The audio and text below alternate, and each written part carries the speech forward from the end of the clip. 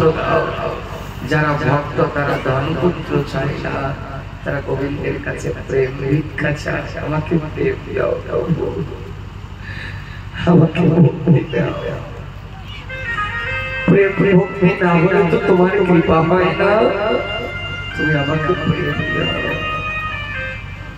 নরোত্তম দাস ঠাকুর গৌরাঙ্গ মহাপ্রভুকে বলেছিলেন, প্রভু কেউ যদি কাউকে কর্মচারী রাখে তাহলে মাস গেলে তো কিছু বেতন দেয়, তাই না? বেতন ছাড়া তো কেউ কাজ করে না। প্রভু তাহলে আমি যে আপনার চরণের দাস হলাম, আপনি আমাকে একটু বেতন দেবেন না? জয় রাধে। আপনি কি আমাকে বেতন দেবেন না? মহাপ্রভু বললেন, কি চাও? ধন পুত্র জন স্ত্রী পরিবার। ঠাকুর মশাই বললেন, না ধনম না জনম না সুন্দরী কবিতা কামায় জগদীশা। না ধন চাই, না পুত্র চাই, না পরিবার চাই, না কিছু চাই না। তা কি দিতে হবে? প্রভু ওই যে প্রেম বিনা দরিদ্র ব্যর্থ জীবন, বেতন মনে তুমি দিও কৃষ্ণ প্রেম ধন। তুমি আমাকে কৃষ্ণ প্রেম, তুমি আমাকে হরি প্রেম ধন বেতন দাও। কত সুন্দর বলবে। আমি ধন চাই না, আমি অর্থ চাই না, আমি যশ মান প্রতিষ্ঠা কিছু চাই না। কর্মচারী করলে তার অর্থ দক্ষিণা দিতে হয়, তাই তুমি দক্ষিণার স্বরূপ আমাকে হরি প্রেম দিও, আমাকে কৃষ্ণ প্রেম দিও। প্রেম না থাকলে তো আমি দরিদ্র, তা তুমি আমাকে প্রেম ভক্তি দান করো, যেন আমি তোমার সেবা করতে পারি। জয় রাধে রাধে।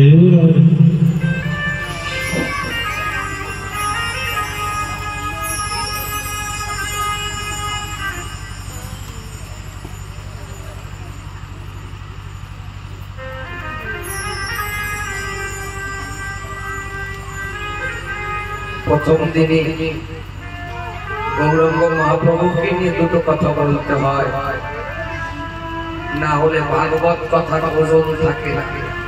জয় রাধে। কারণ যিনি দেখিয়ে দিয়ে গেছেন তিনি না আসলে আমরা কিছু পেতাম না।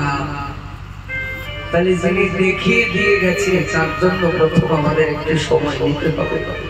যদি একদিনের কথা হতো আমি বলতাম না। তৃতীয় দিবস ভাগবত কথা যখন আসুন আমরা একটু গৌর প্রেম সাধন করি। কেন জানি? কৃষ্ণ রূপটা বড় কাঁচা।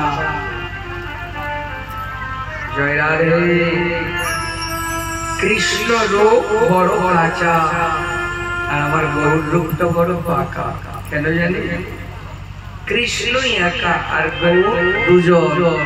আমার রাধা গোবিন্দ মিলিত তরুণ আমার শ্রীমান চৈতন্য মহাপ্রভু।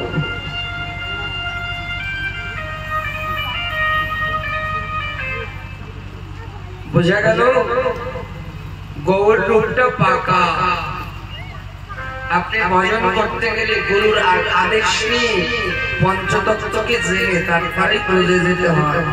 এগুলো বলেছে তো গুরুজন, না হলে সেবা হয় না।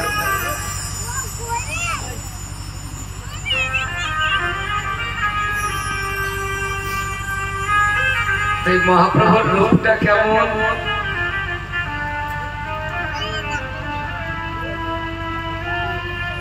আমার গৌরাঙ্গের রূপের কথা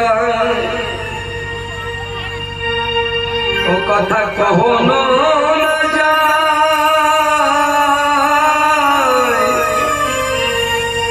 আমার গৌরাঙ্গের রূপের কথা এই মুখে কথা কহনো না যায়।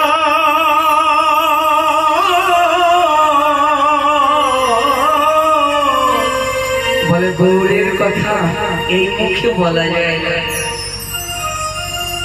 গৌরীর রূপ দেখে রাজ রাজারা পর্যন্ত প্রেমে পাগল হয়ে গেছে।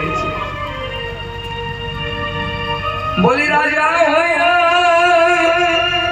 কাঁধে দিল বৈষ্ণবের ছোলা, ও দেখো রাজা হইয়া কাঁধে নিল বৈষ্ণবের ছোলা। এটা কি সত্য? মহাপ্রভুর রূপ দেখে রাজা পর্যন্ত সাধু হয়েছে। কৃষ্ণ এসেছিল, রাম এসেছিল, কৃষ্ণ যুদ্ধ করেছিল তার সঙ্গে, কংসের সঙ্গে। কংসের পরিবর্তন ঘটেছিল বাবা। কৃষ্ণকে শিশুপাল দেখলো, দুর্যোধন দেখলো, এদের তো পরিবর্তন ঘটে। রাম রাবণের সঙ্গে যুদ্ধ করে মুক্তি দিয়েছে, কিন্তু রামও তো রাবণের পরিবর্তন করতে পারেনি। আমার শ্রীমান চৈতন্য মহাপ্রভু বলে তার যুদ্ধ করতে হয়নি, তার অস্ত্র ধরতে হয়নি। মহাপ্রভুর প্রেমের দোকানে নবদ্বীপে দুরাচারী পাপাচারী সকলে ওই গৌর প্রেমের নশর হবে। সেই শরীরে সেবা দেবে, সে রাধা মাধব পবিত্র রঙ্গ জঙ্গলে বা গৃহে থাকে, সদাই হরি বলে প্রাণ কাঁদে, নর নরমাগে তার সঙ্গ জয় রাধে।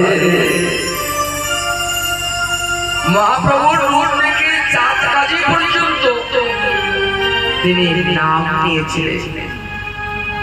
মুসলমানরা পর্যন্ত তাদের ধর্ম ত্যাগ করে মহাপ্রভুর রূপের টানে, প্রেমের টানে তারা হরিনাম নেয়নি। ওই যে চাঁদ কাজীর সমাধি পর্যন্ত শ্রীমান চৈতন্য মহাপ্রভু করে দিলেন। তাই তার কারোর সাথে যুদ্ধ করতে হয়, অস্ত্র ধরতে হয়নি। তিনি নামের প্রেম বর্ণনা নিয়ে এসে আমাদের মুক্তি দিয়েছে, আমাদের মুক্তির পথে এগিয়ে দিয়েছে।